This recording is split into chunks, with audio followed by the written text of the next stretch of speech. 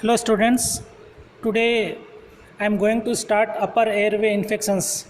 Earlier we were discussed about the lower respiratory tract infections and disease conditions in my early classes. From today I am going to start upper respiratory tract infections, and I am going to start with the very common problem of upper respiratory tract called rhinitis, or we can also say coryza. Now I move on the introduction of the our topic, today's topic, rhinitis.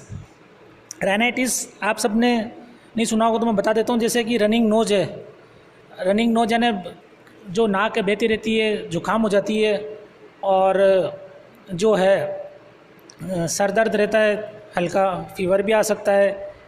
तो वो condition जो रहती है सर्दी जुकाम की, है ना, उसको अपन बोलते हैं राइनाइटिस। तो राइनाइटिस में एक्चुअली किस में इन्फ्लामेशन हो जाता है? इसमें इन्फ्लामेशन हो जाएगा mucus membrane of the nose. जो नोज़ का म्यूकस मेम्ब्रेन है वहाँ पे क्या हो जाएगा? इन्फ्लामेशन हो जाएगा या इरिटेशन हो जाएगा।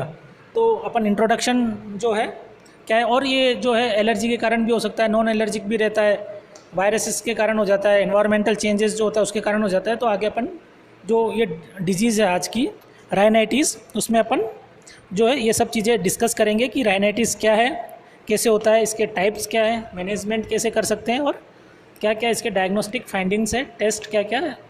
तो स्टार्ट करते हैं अपन इंट्रोडक्शन से।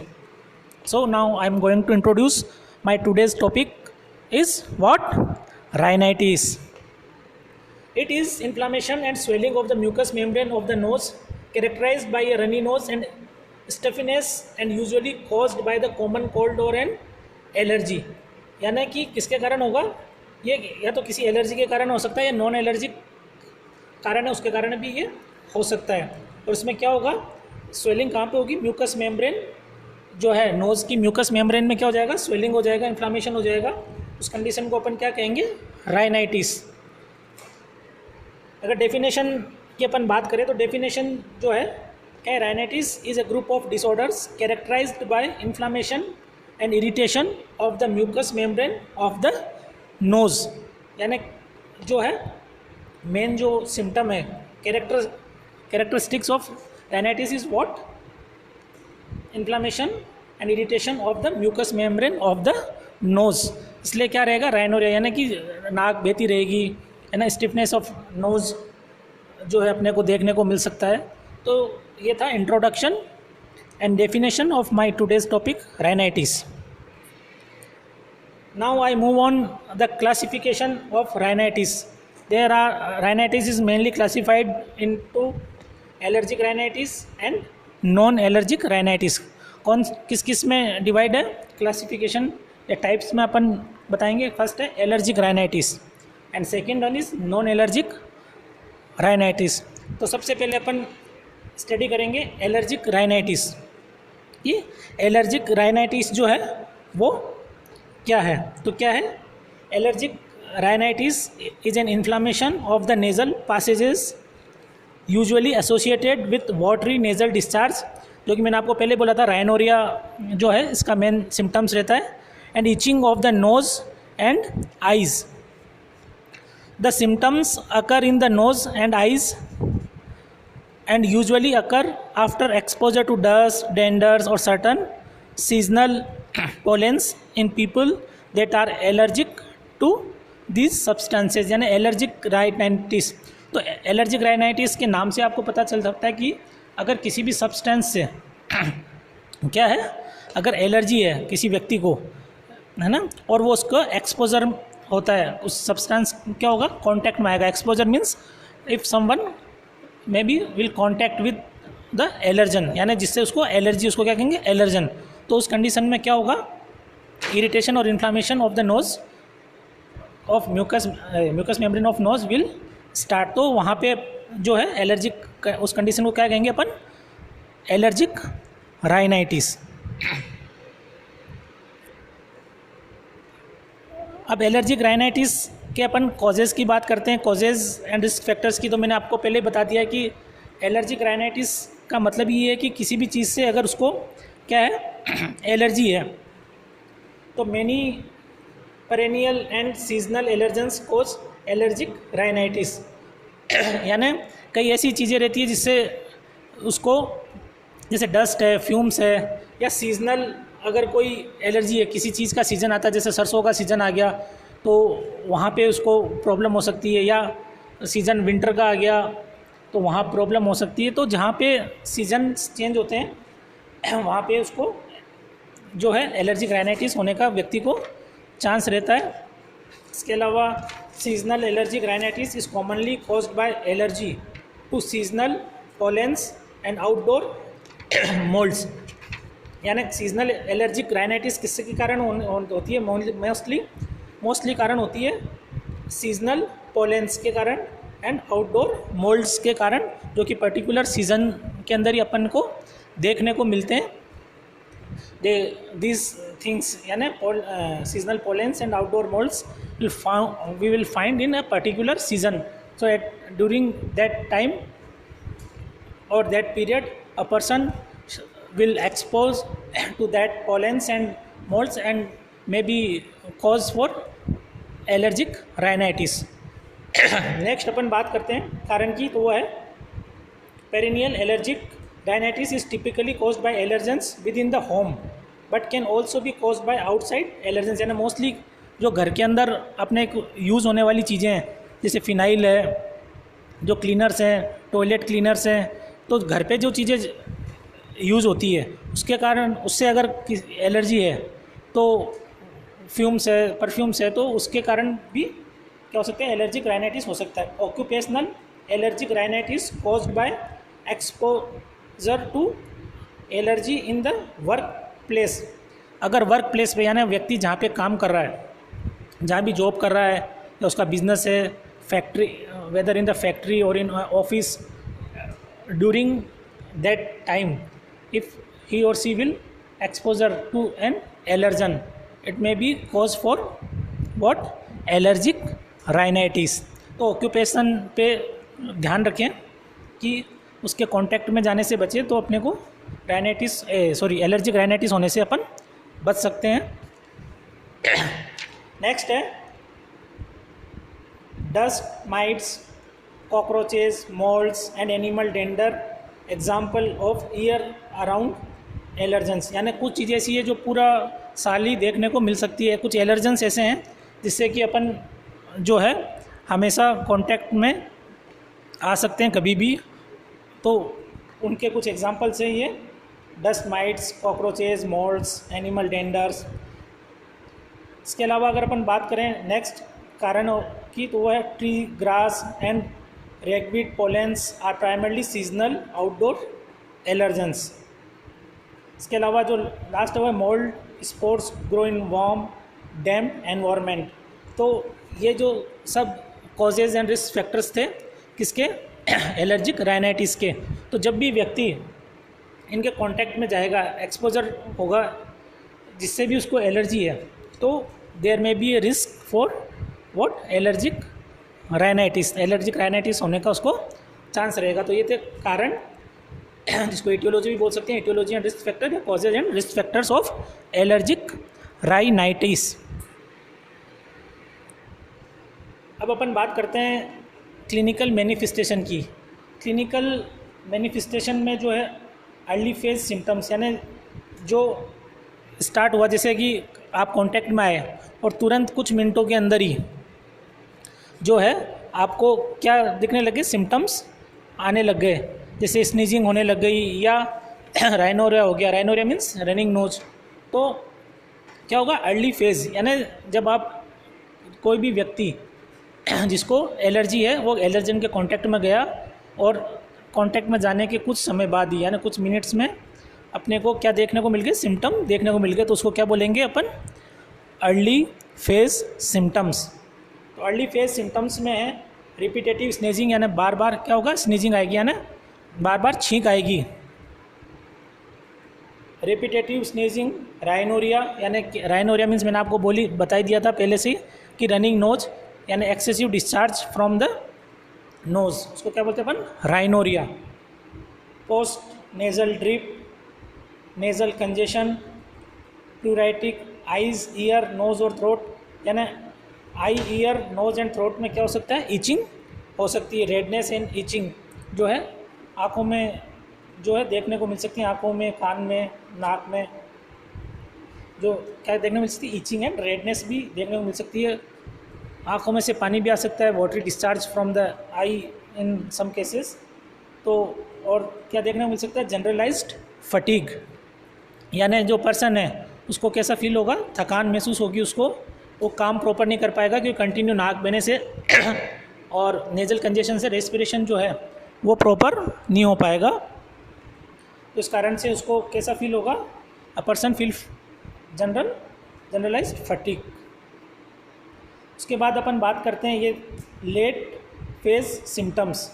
लेट फेज सिम्टम्स के अंदर अपन अगर बात करें तो वो है, फर्स्ट है नेज़ल कंजेशन। नेज़ल कंजेशन जो है, नेज़ल कंजेशन मतलब कि जो नोज़ है वो वहाँ पे क्या हो जाएगा, जो एयरवे है वो बंद हो जाएगा। विजिंग साउंड सुनाई देगा रेस्पिरेशन के time. I tearing, dark circles under the eyes, sore throat यानी गले में दर्द हो सकता है। डिक्रीज्ड सेंस ऑफ टेस्ट, यानी जो भी अपन खाएंगे पिएंगे कुछ भी तो उसका जो टेस्ट रहता है, जो सेंसेस जो है वो फंक्शन नहीं करेगा किसके अंदर, लेट फेज सिम्टम्स के अंदर। तो ये थे अपना एलर्जिक राइनाइटिस के जो क्लिनिकल मैनिफेस्टेशन में early phase symptoms and late phase symptoms. तो लेट फेज सिम्टम्स कब आएंगे, 4 to 8 hours later and may include one or more of these symptoms which we were discussed already. So ये थे clinical manifestations किसके, allergic rhinitis के। Now I move on the diagnostic test और diagnostic evaluations for the allergic rhinitis. तो first जो test है जो अपन करेंगे एलर्जिक राइनाइटिस के लिए वो कौन सा है, फर्स्ट है एलर्जी स्किन टेस्टिंग। जो एलर्जी स्किन टेस्टिंग के लिए में अपन क्या करेंगे, एलर्जी स्किन टेस्ट जो है बहुत ही सिंपल मेथड है किसका पता लगाने के लिए, कॉमन एलर्जेंस का पता लगाने के लिए। तो क्या करते हैं, skin test is a simple method for detecting common allergens.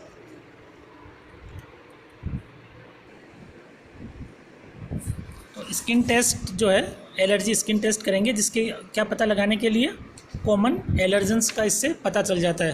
तो एलर्जी स्किन टेस्ट जो है इमीडिएट हाइपर सेंसिटिविटी टेस्टिंग करते हैं इसमें to determining the specific allergens, है ना, ताकि अपने को जो है डायग्नोसिस करने में हेल्पफुल रहे कि भाई एलर्जी किस चीज़ से है।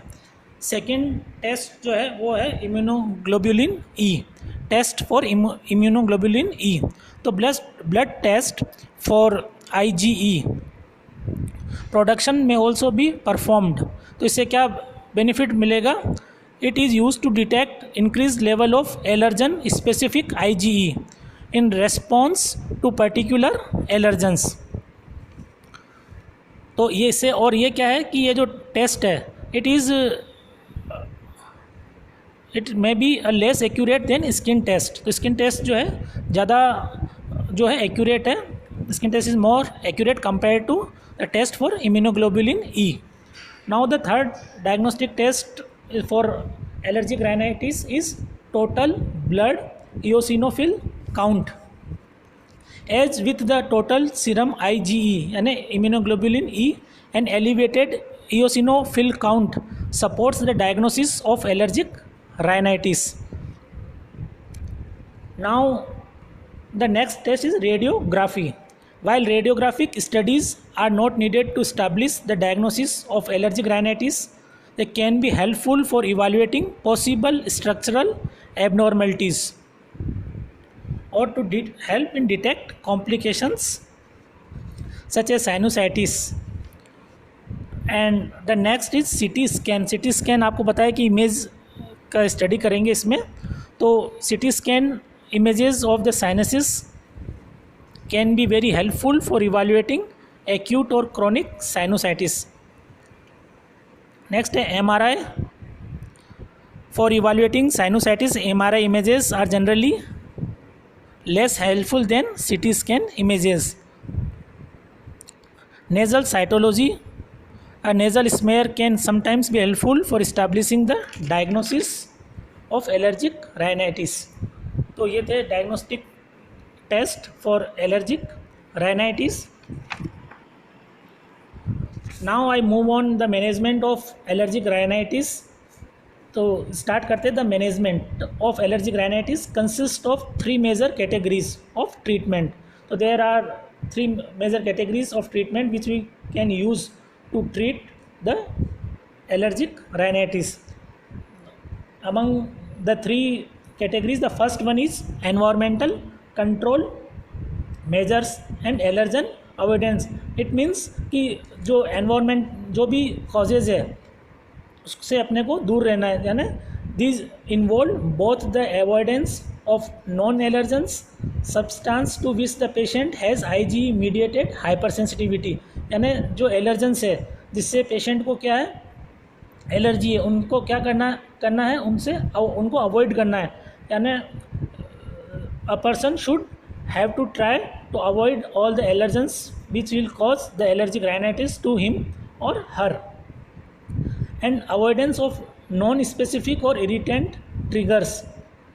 Seasonal allergens are difficult to avoid. Excessive exposure to allergens can prevent. जो एलर्जेंस है उनसे क्या नहीं होना है, एक्सेसिव एक्सपोजर नहीं होना है. Maintain an allergen free environment. जो ऐसा एनवायरनमेंट अपने को मेंटेन करना है कि जहाँ पे जिस चीज़ से एलर्जी है वो कोई भी एलर्जन जो है वहाँ पे अवेलेबल नहीं हो, प्रेजेंट नहीं हो. तो इस प्रकार का अपने को एनवायरनमेंट क्रिएट करना है ताकि ईजिली अपन काम कर सकें.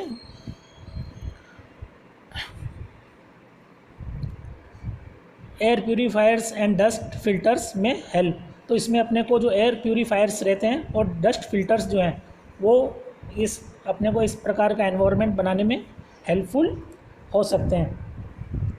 सेकंड जो है इसमें है इम्यूनोथेरेपी. इम्यूनोथेरेपी के अंदर इम्यूनोथेरेपी की अगर अपन बात करें तो immunotherapy involves giving gradually increasing doses of substances or allergen to which the person is allergic.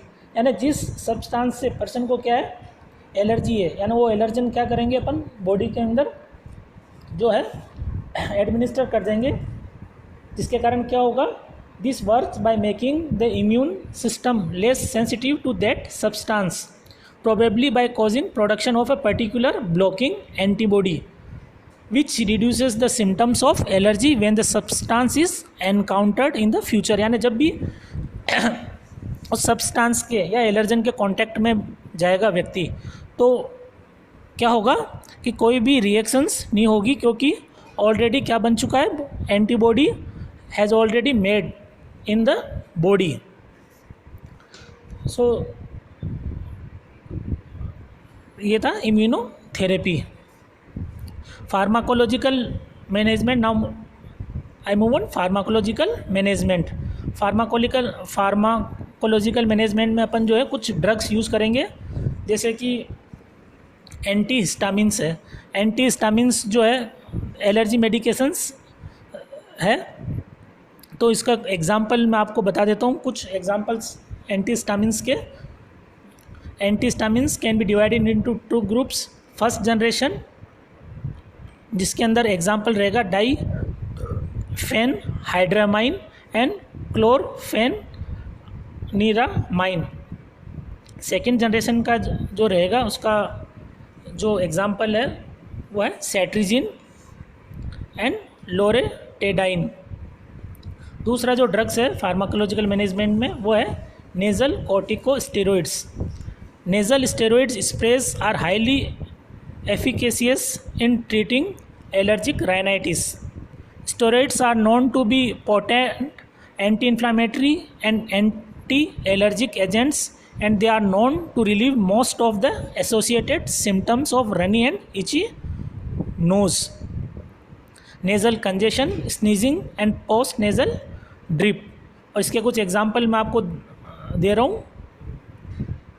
फ्लूनीसोलाइट, फ्लूटिकेसोन, फ्यूरेट, बेक्लोमेथाजोन, ये नेज़ल कॉर्टिकोस्टेरॉइड्स के कुछ एग्जांपल्स हैं. तो नेज़ल कॉर्टिकोस्टेरॉइड्स जो है मेडिसिन वो बहुत हेल्पफुल है किसके अंदर, एलर्जिक राइनाइटिस के अंदर, क्योंकि ये सिम्टोमेटिक रिलीफ जो है प्रोवाइड करा रही है पेशेंट को. थर्ड, अगर अपन बात करें नेज़ल डीकंजेस्टेंट, नेज़ल डीकंजेस्टेंट के अंदर जो है, जो नेज़ल कंजेशन का कंडीशन हो गया, सिम्टम्स में अपन ने देखा था कि नेज़ल कंजेशन हो जाएगा. तो नेज़ल कंजेशन को हटाने के लिए अपने को क्या एडमिनिस्टर करना पड़ेगा, नेज़ल डीकंजेस्टेंट जो है अपने को यूज़ करना पड़ेगा. नेज़ल डीकंजेस्टेंट जो है, nasal spray decongestant should not be use for more than 3 days, क्योंकि उससे क्या हो सकता है, कॉम्प्लिकेशन हो सकता है.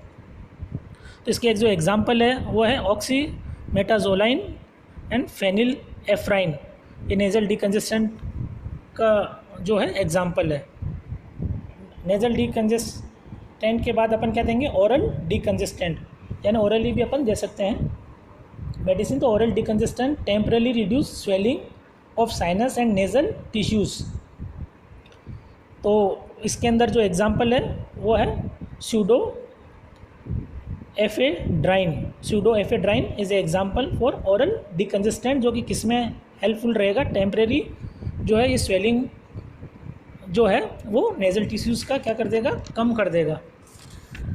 ओरल डीकंजेस्टेंट्स के बाद जो नेक्स्ट है अपन ड्रग वो है कौन सा, intranasal anticholinergic agents.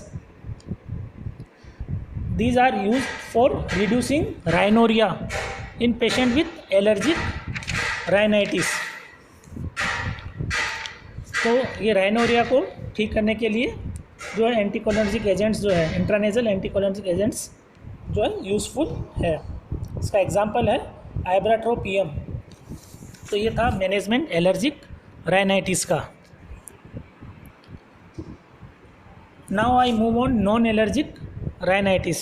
Non allergic rhinitis क्या है, it is a medical condition of unknown cause leading to symptoms very similar to allergic rhinitis. यानी नॉन एलर्जिक राइनाइटिस जो है, non allergic rhinitis caused by a variety of factors including environmental factors, है ना, या temperature change हो रहा है उसके कारण होगा. तो जो है पर्टिकुलर अपन बता नहीं सकते. ईटियोलॉजी एंड रिस्क फैक्टर्स, अपन अब हम बात करेंगे नॉन एलर्जिक जो राइनाइटिस है उसके कॉजेज़ क्या क्या है. फर्स्ट है एनवायरमेंटल और ऑक्यूपेशनल इरिटेंट्स.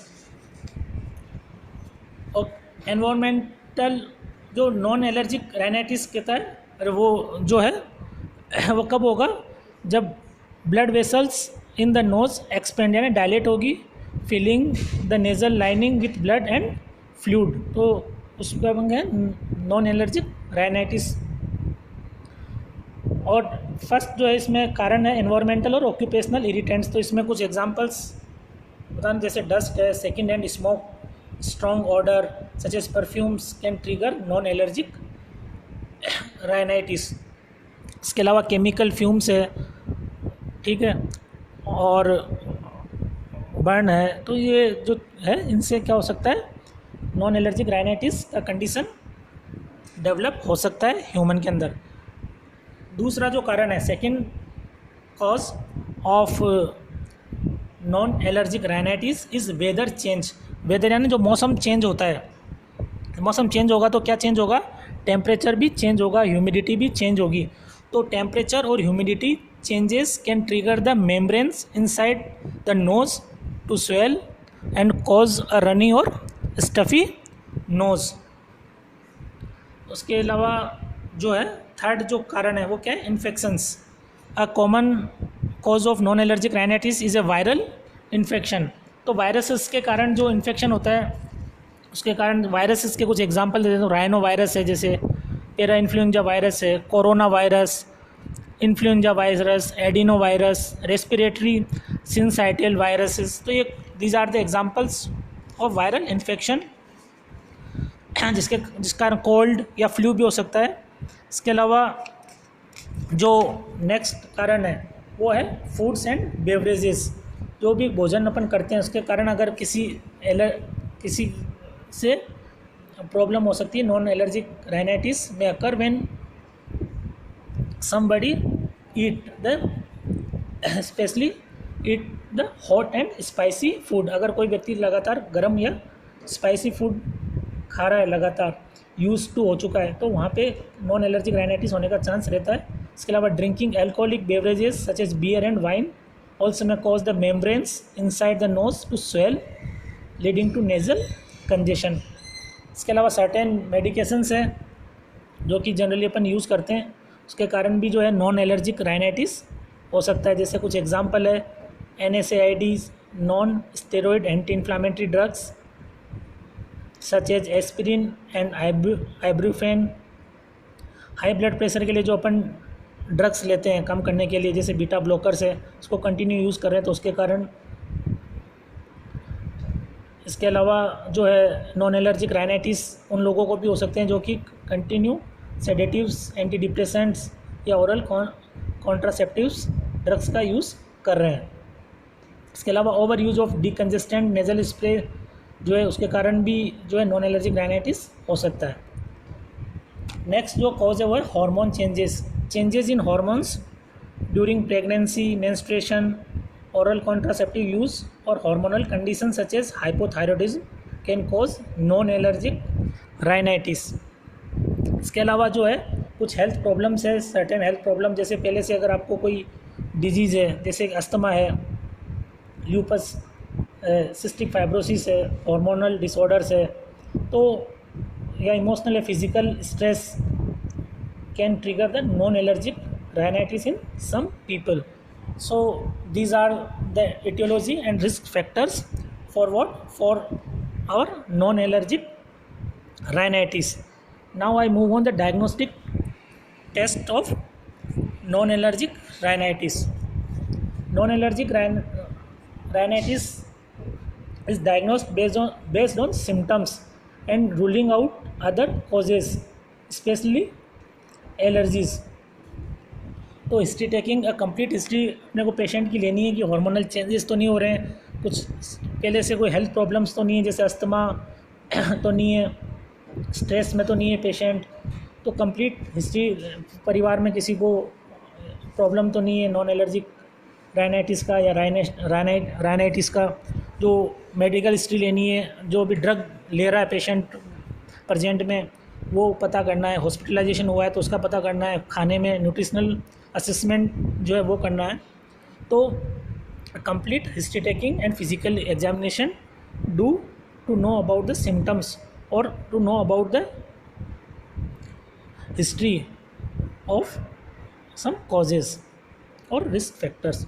इसके अलावा जो अपन करेंगे वो करेंगे skin test to find out whether symptoms might be caused by certain allergen. तो उसके लिए अपन क्या करेंगे, स्किन टेस्ट करेंगे। इसके अलावा ब्लड टेस्ट करेंगे। A blood test to measure the immune system's response to common allergens by measuring the amount of certain antibodies in blood stream known as IgE, immunoglobulin E antibodies। इसके अलावा जो है क्या करेंगे अपन, nasal endoscopy. This test involves looking at the inside of nasal passages. This is done with a thin fiber optic viewing instrument called the endoscope। तो उसके द्वारा अपन क्या देख सकते हैं, जो नेज़ल पासेजेस जो है वो चेक कर सकते हैं, नेज़ल सीटी स्कैन। तो नेक्स्ट है सीटी स्कैन। सीटी स्कैन जो है क्या करेंगे, इमेजेस जो अपन उसकी ले सकते हैं सीटी स्कैन के द्वारा। CT scan is a computerized x ray technique that produces images of sinuses. तो ये थे diagnostic test for non allergic rhinitis.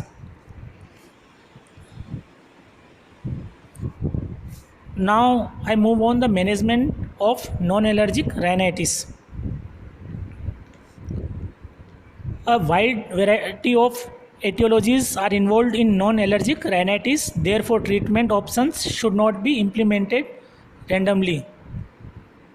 तो बहुत सारे कारण हैं जिसके कारण जो है नॉन एलर्जिक राइनाइटिस हो सकता है। तो कुछ अपन मेडिसिन्स के बारे में देखेंगे जिसके कारण जो है सिम्टमेटिक रिलीफ जो है पेशेंट को मिल सके। तो उसमें फर्स्ट है ओरल डिकंजेस्टेंट्स। तो ओरल डिकंजेस्टेंट्स जो है वो क्या करेंगे, to help narrow the blood vessels reducing congestion in the nose.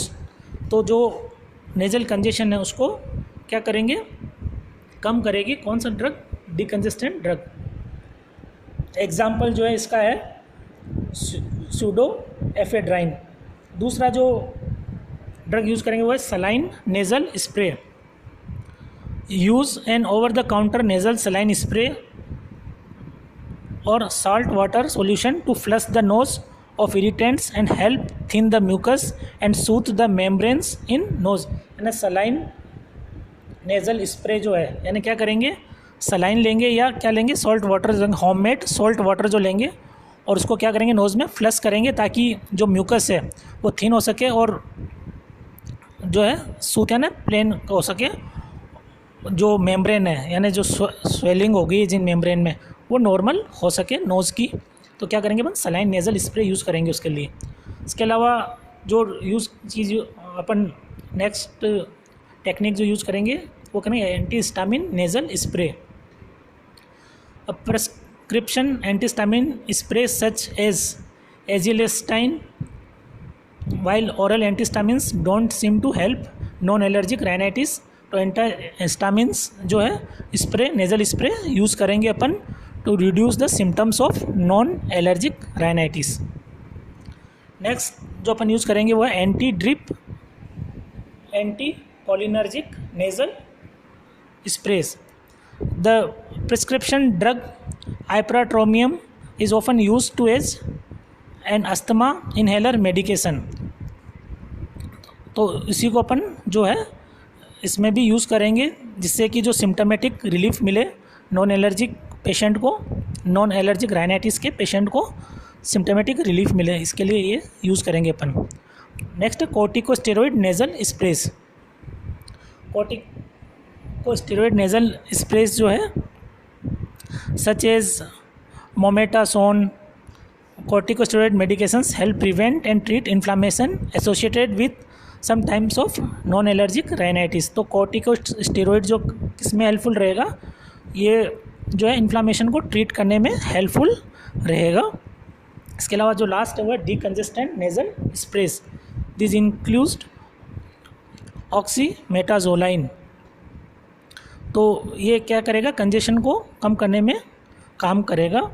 तो ये था management of non allergic rhinitis. तो अपन ने आज स्टडी किया राइनाइटिस, उसके दोनों types, allergic rhinitis and non allergic rhinitis. इसी के साथ जो आज का मेरा टॉपिक है राइनाइटिस का वो यहीं पे जो है एंड हो रहा है। Thank you very much.